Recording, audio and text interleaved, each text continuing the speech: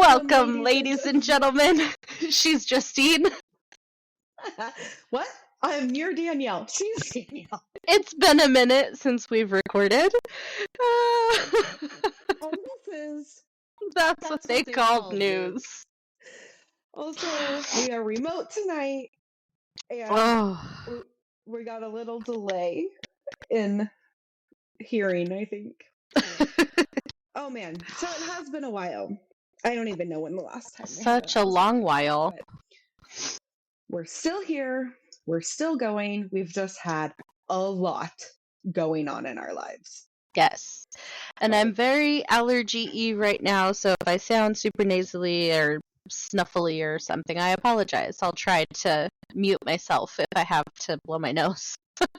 Like a snuffleupagus? Yes, exactly. Yeah. Yeah, so we had an engagement. Yes, that was me. I did that. Well, I was proposed to. And I moved. Yes. And that's why this sound isn't great, is because I can't find my laptop. I'm really not sure how one loses a laptop like that, my friend. It's here somewhere. I believe you. Just haven't uncovered it yet. But I'm really super excited for this series because we're going to be doing some special episodes in honor of Halloween, because I heart Halloween. Me also. It's always kind of been like my birthday party. Right. Also, I supposedly have an ancestor who was tried as a witch. That's fun. Yeah, I don't know if it... I honestly have been trying to find her name, and actually this is really sad. But my grandma, whose relative it is, ancestor that it is, she passed away last week.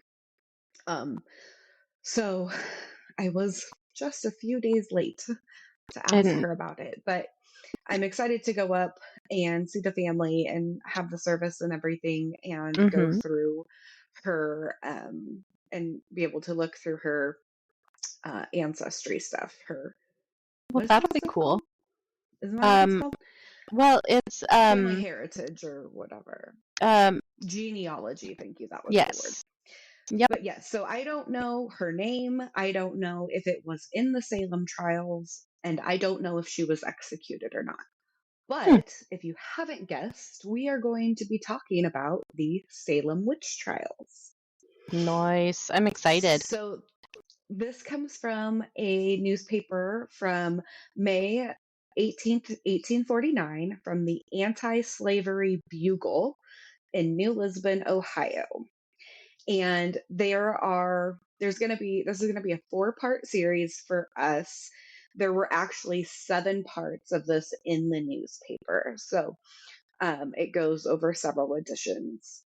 And so it's a lot of talking, but it's really interesting because, like I was telling my husband, like, I don't know how factual a newspaper from 1849 was, but they do in some places quote people, and they mention that they have access to the quote unquote court documents regarding this. So they actually have actual like conversations between the judge and the accused. So it's really cool. We're just gonna jump in. So even though this was published in the Anti-Slavery Bugle from New Lisbon, Ohio, this was actually from the Boston Chronotype. So this was from Massachusetts. So it is The Witchcraft of 1692, or The New England Reign of Terror. Number 1. This is the first section. There we go. You're good. Continue. Sorry, my computer just glitched out and like the screen shut off and it was a whole thing, but we're good. Heavens. Yeah.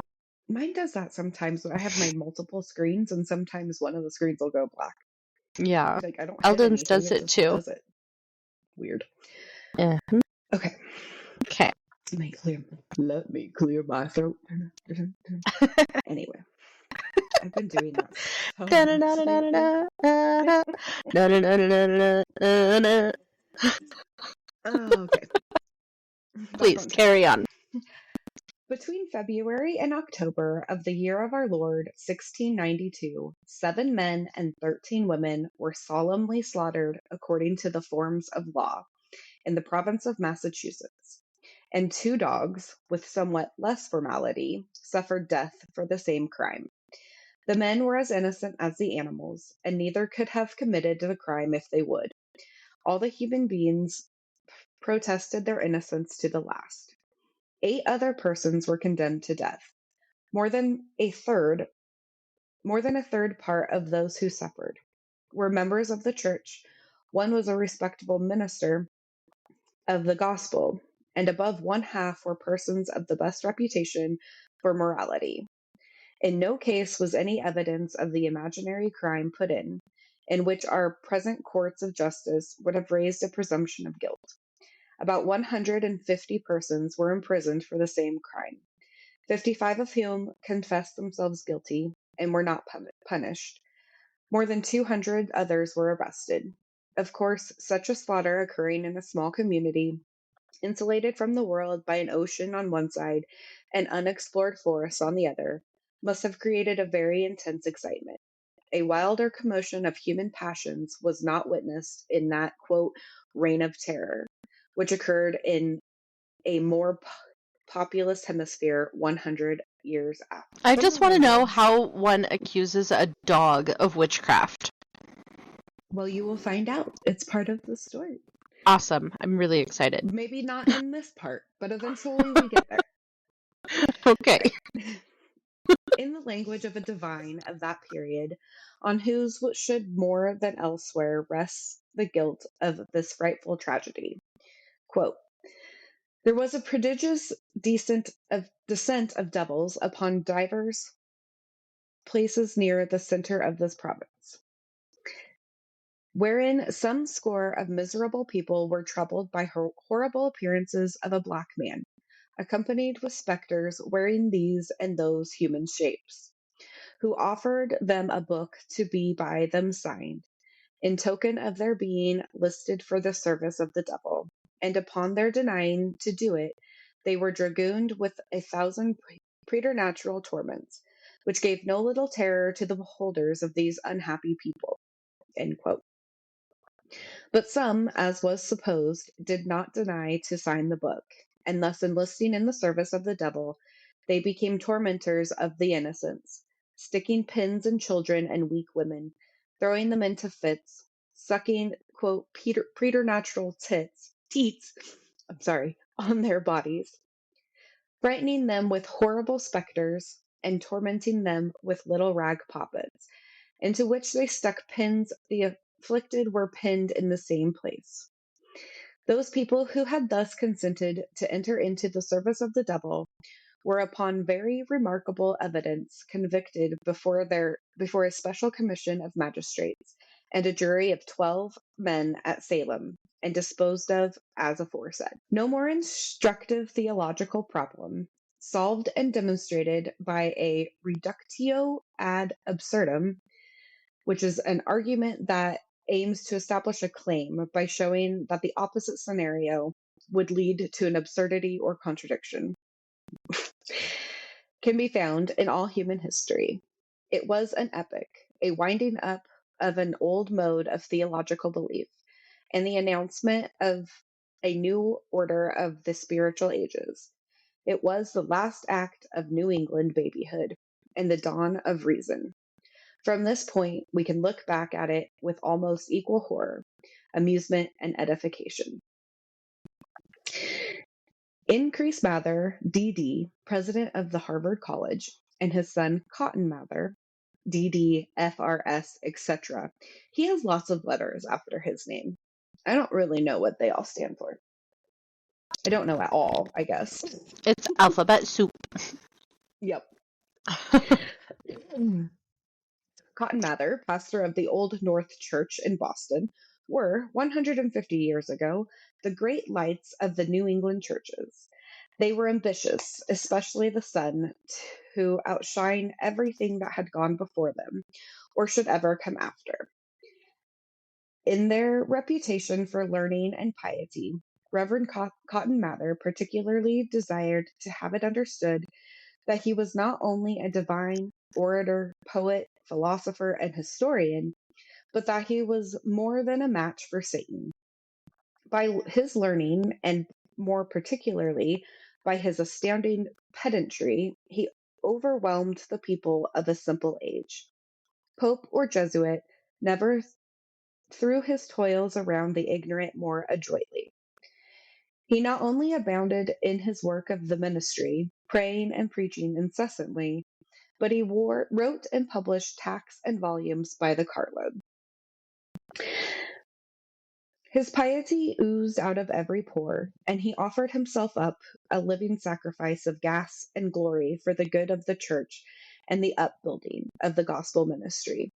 It must strike every unprejudiced reader of history that Cotton Mather was, as the Fourierists say, the grand pivotal man of it, without which it could not have got into motion as it did.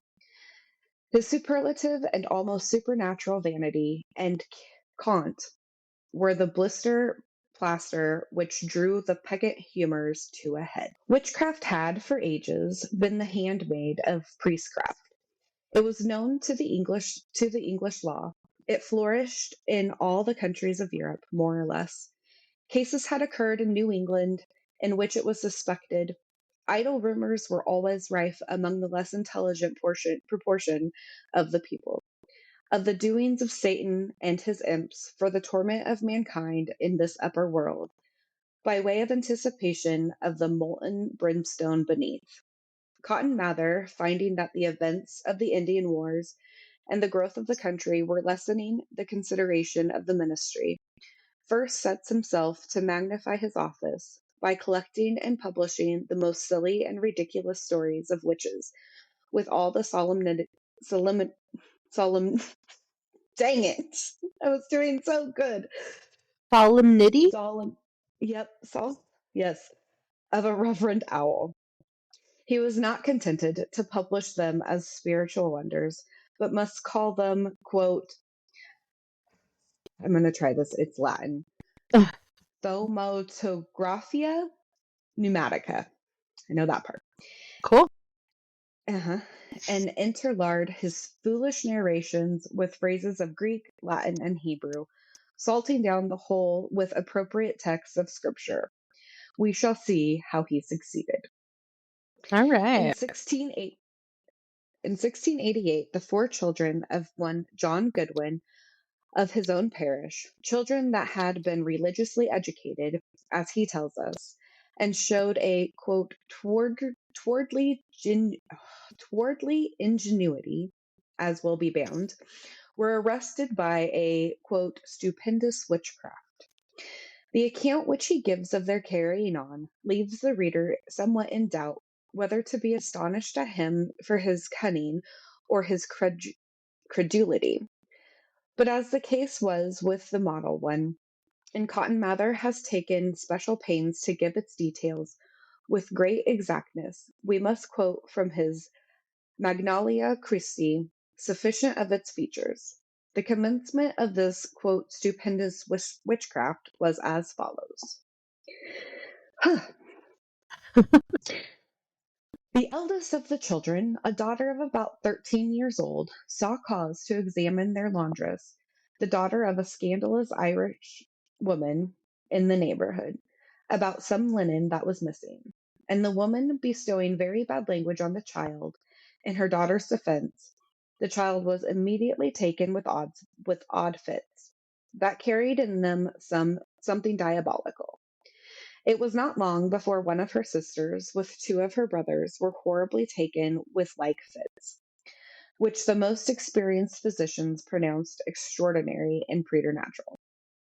And one thing that the more confirmed them in this opinion was that all the children were tormented still in just the same parts of their bodies at the same time, though their pains flew like swift lightning from one part unto another, and they were kept so far asunder that they neither saw nor heard one another's complaints. At 9 or 10 o'clock at night, they still had a release from their miseries, and slept all night pretty comfortably. But when the day came, they were most miserably handled. So conveniently, Right. bedtime, it They all were stopped. fine. They were fine until Yes. morning.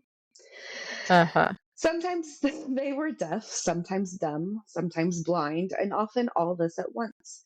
Their tongues would be drawn down their throats and then pulled out upon their chins to a prodigious length. Their mouths were forced open to such a wideness that their jaws went out of joint, and anon clapped together again, with a force like that of a spring lock. And the like should happen to their shoulder blades and their elbows and hand wrists and several of their joints. They would lie in a benumbed condition and be drawn together like those that are tied neck and heels, and presently be stretched out, yea, drawn back enormously. End quote. So that was a quote from Cotton Mather's book Okay. or writings. I there's a movie that's very similar to this where like all of these girls in the or kids, I don't remember if they were just girls, but where they were all like affected or afflicted and they would like throw themselves on the floor and like start screaming and crying because it hurt and the crucible. Thank you. And it was you might Sounds enjoy familiar. it. It Yeah, I it's haven't ever heard of it. I don't think. it's one of Eldon's favorite plays, and I think it's a slightly ridiculous movie. However, it falls right in line with this, so I definitely think you should find it and watch it. I totally will. What did you say it Okay. was? The Crucible. The Crucible. I was thinking Yes. The Covenant. Nope. Okay. How perfectly unsupernatural. The children had been religiously educated, stories of witchcraft included. One of them was violently provoked. The idea of making a witch of the poor Irishwoman was not very hard for them to apprehend. To crown all, the physicians in that age, only second to the clergy, pronounced it preternatural. The case now went on strong. The ministers of Boston and Charlestown observed a day of fasting and prayer on account of it.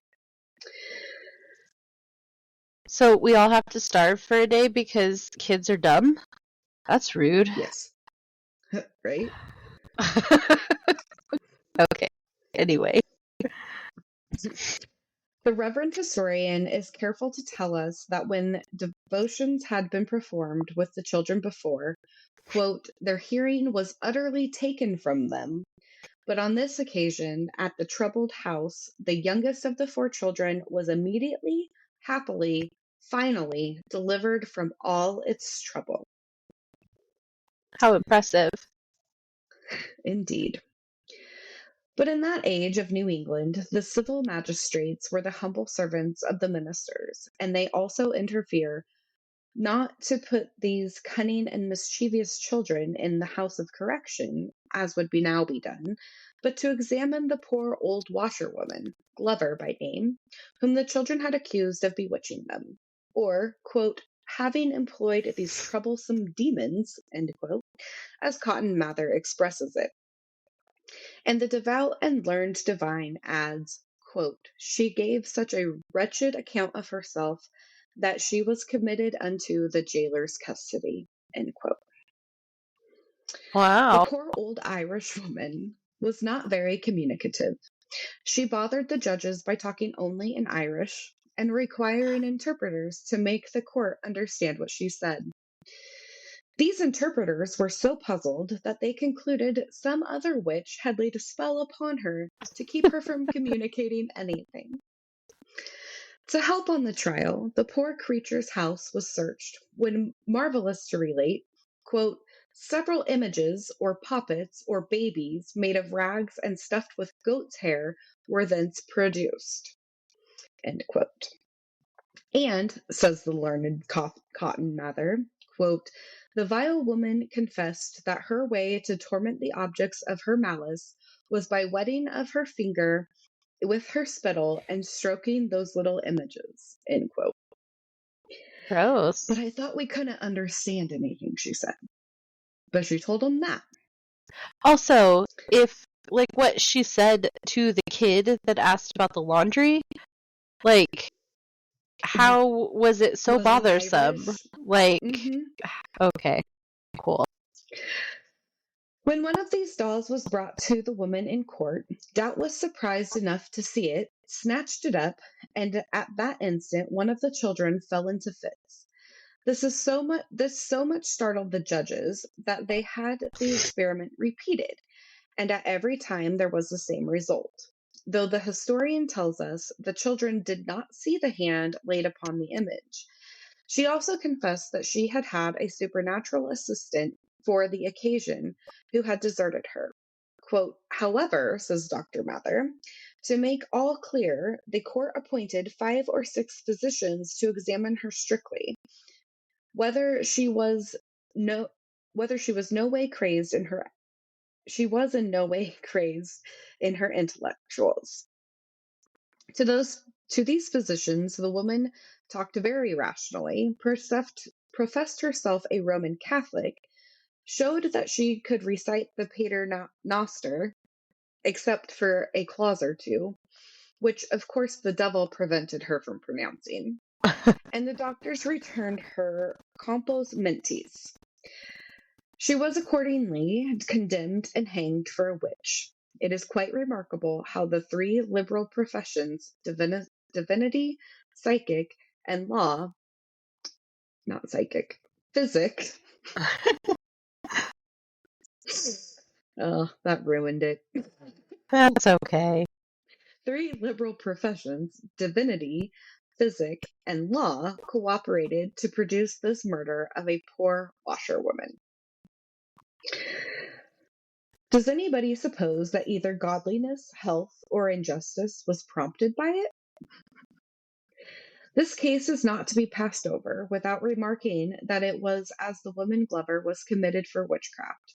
Every neighbor who had ever a quarrel with her came forward with some mysterious tale against her, and other children were afflicted and laid the blame on her. Cotton Mather luxuriates like a hungry cow in a clover field on the marvelous things which happened to all those afflicted children, going to confirm the judgment of the court while the poor wretch was awaiting her execution. At this extremity, his excellent piety led him to offer her the aid of his powerful prayers.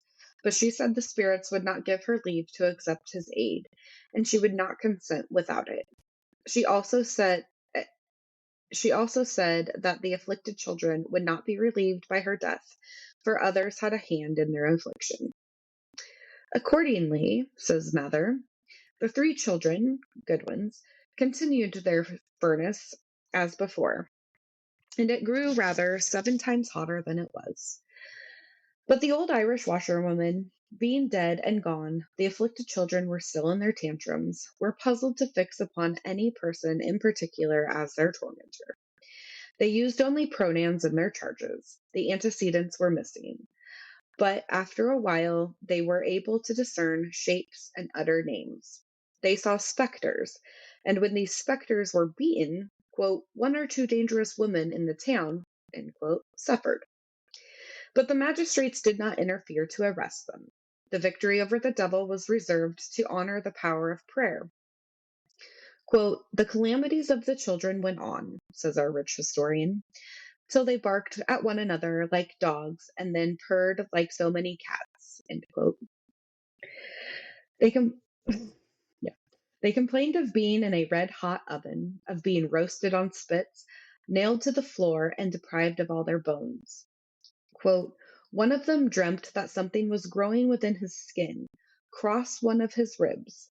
An expert surgeon, we are quoting from Cotton Mather, that was in parentheses, searched the place and found there was a brass pin, which could not possibly come to lie there as it did. without a prestigious and mysterious conveyance. Sometimes they were very mad, climbed high fences, flew like geese, touching their toes to the ground. Sometimes not 20, not once in 20 foot. They came very near strangling, burning, and drowning themselves, but the providence of God always prevented it. And strange to say, if any mischief happened, as the destroying of a garment or spilling of a cup, they would laugh excessively. Now, listen to a more amazing wonder. Quote, upon the least reproof of their parents, they were thrown into inexpressible anguish and would roar excessively. It usually took up an abundance of time to dress them or undress them, through the strange postures into which they would be twisted, on purpose to hinder it.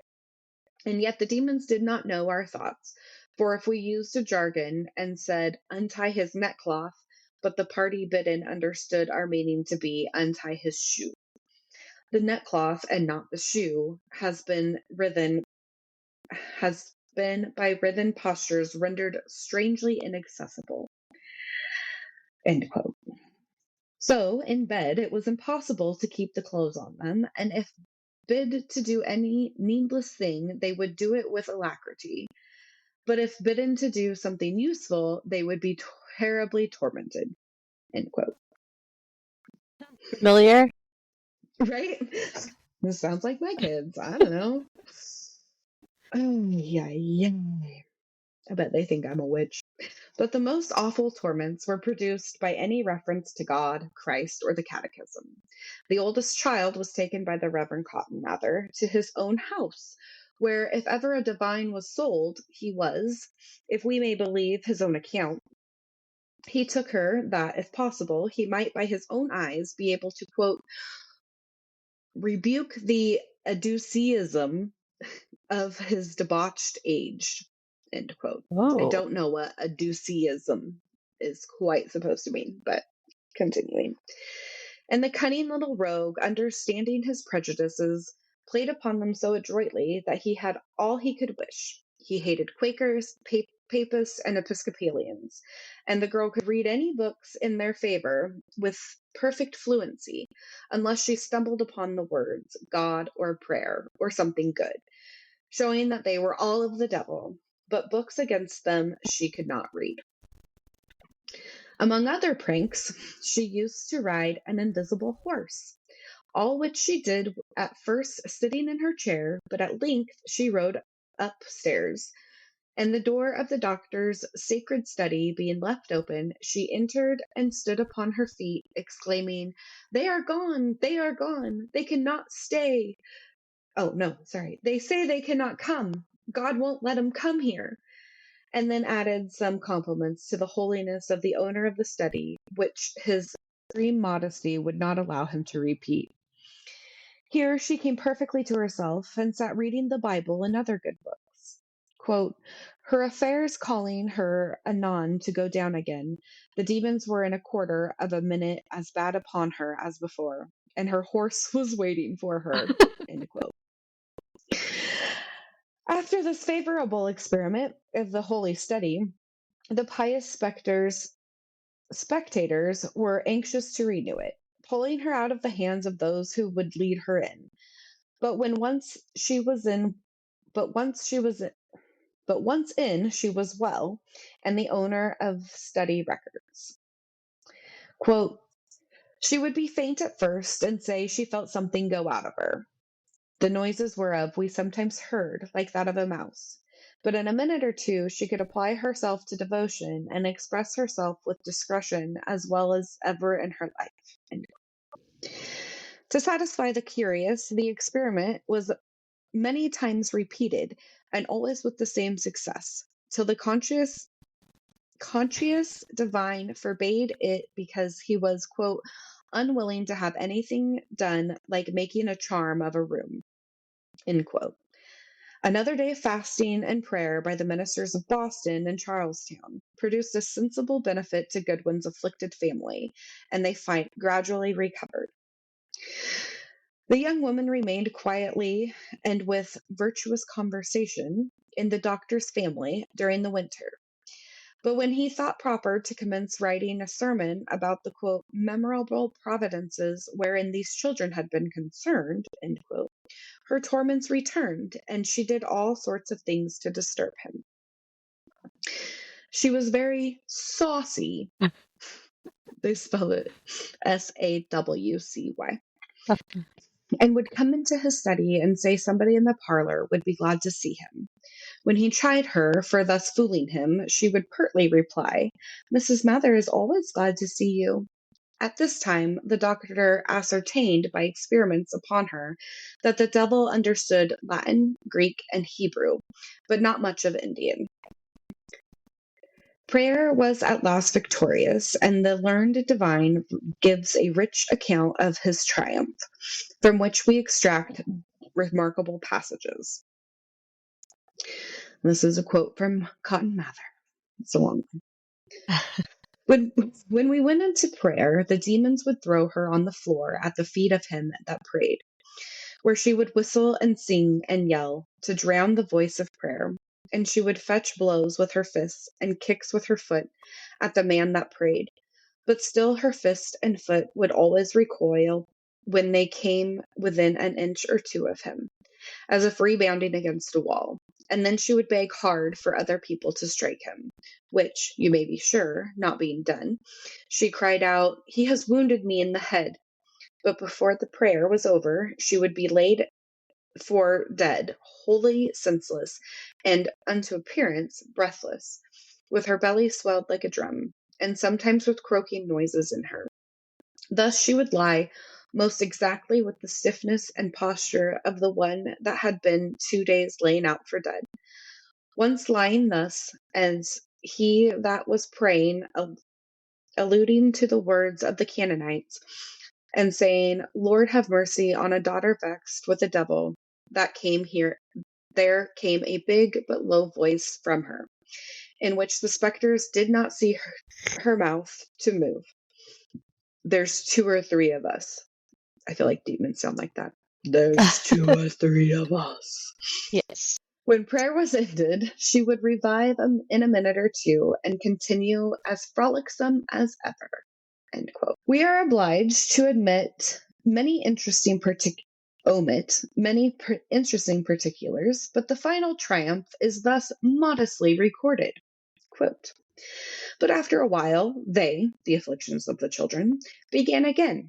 And then one particular minister, taking a particular compassion to the family, set himself to serve them in the manner prescribed by our Lord Jesus Christ. Accordingly, the Lord, being besought thrice in 3 days of prayer, with fasting on his occasion, the family then saw their deliverance perfected, and the children afterwards, all of them, not only approved of themselves devout Christians, but unto the praise of God, reckoned these their afflictions among the special incentives of their Christianity.